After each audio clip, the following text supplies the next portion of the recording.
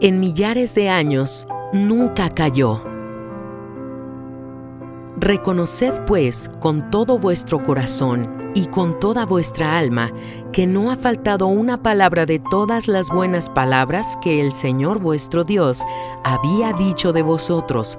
Todas os han acontecido, no ha faltado ninguna de ellas. Josué capítulo 23, versículo 14.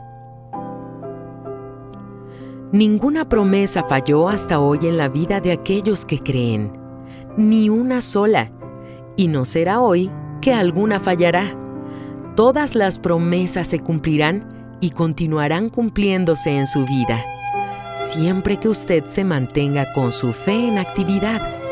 Crea sin dudar, reclámele a Dios lo que Él prometió y confíe en todo momento, incluso cuando vengan los momentos de una aparente tranquilidad, incluso cuando usted ya haya conquistado la mayor parte de lo que buscó por tanto tiempo.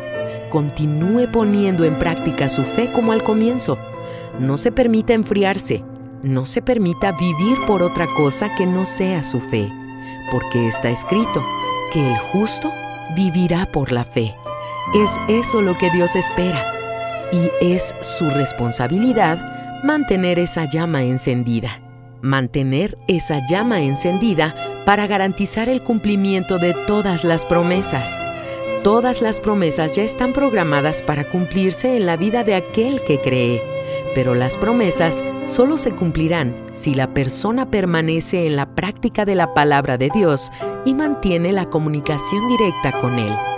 Aunque usted ya haya alcanzado la mayoría de las promesas, no se le olvide, la principal y mayor de todas solo la recibirá en el final de su vida. Todas las promesas se cumplen en la vida de aquel que cree. Manténgase firme hasta el fin.